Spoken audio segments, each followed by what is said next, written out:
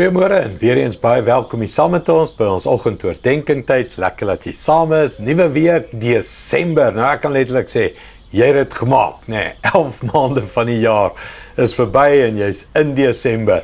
Ek weet ons is almal moeg gewerk en ons kan nie wag nou net vir die einde en die laaste nie, maar ons is daar. Ons kyk na die Kersverhaal en ons kyk na die verskillende rolle en die funksies van elke persoon in die Kersverhaal. En ek hoop jy het al meer jou raak gesien, meer 'n rolle geïdentifiseer. Ek hoop jy vat verantwoordelikheid om 'n Josef te wees en 'n Maria te wees en die skaapwagters of die wyse, maar wat ook al. Ek hoop jy vat van daai rolle en jy help dat Jesus groei in jou lewe en in die mense om jou se lewe, want dis ons doel, die Kersverhaal oor en oor. Ons het laasweek gekyk, geëindig Josef wat moes vlug met Jesus. En hoe belangrik is dit om te vlug en nee te sê. Ons gaan so 'n bietjie daarop fokus vanoggend ook in hierdie week.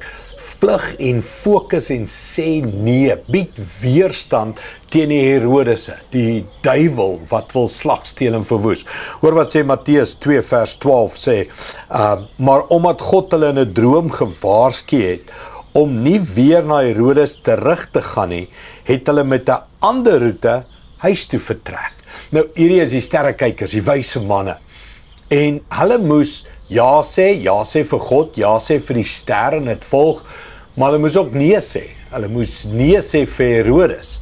Hulle moes nee sê vir sy planne. Hulle moes ja sê vir God om ook te vlug vir Herodes. Ek bedoel, mense om vir 'n koning nee te gesê het in daai jare was dodelik. Dit was 'n doodsvonnis.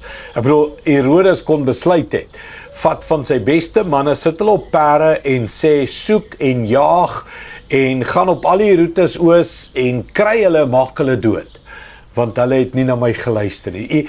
Hierdie was bold om nee te sê. Ons lees die storie en ons dink, hulle het net besluit om nie terug te gaan na Herodes toe en 'n ander pad. Mense, dit was vreesaanjaend. Dit was groepsvergaderings. Gaan ons nie, gaan ons maar terug. Wat van ons lewe? Ja, maar ons lewe is ook belangrik. Nie net daai babietjie se lewe nie. En so mens, hoor gou mooi. Dit vat 'n fight om 'n Christen te wees vandag.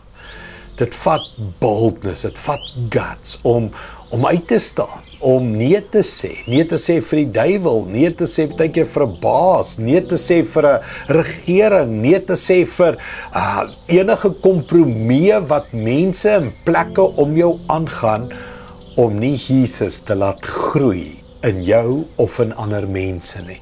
Dit vat guts. En die sterrekykers, die wyse manne wys dit vir ons en ons moet daarby leer.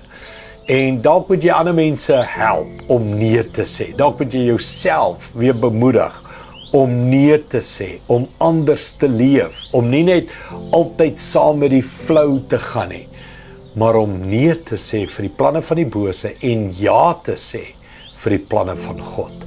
Kom ek bid dit vir jou. Hemelse Vader, help ons, soos wat U die sterrekykers in 'n droom gehelp het. Kan ek letterlik vra, help ons om met wysheid en onderskeid te weet wanneer om ja te sê en wanneer om nee te sê. Help ons om duidelik te sien wanneer is iets van U af en ek moet ja sê vir U en wanneer is iets van die bose af waar ek moet nee sê en weerstand bied. Help ons daarmee, Here. Ons wil sien Jesus groei in ons land, in ons mense om ons, in ons geliefdes en daarom moet ons nee sê. Help ons daarmee. Ons vra dit in Jesus naam.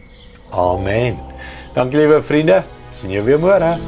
Trots geborg deur Evergreen Turf.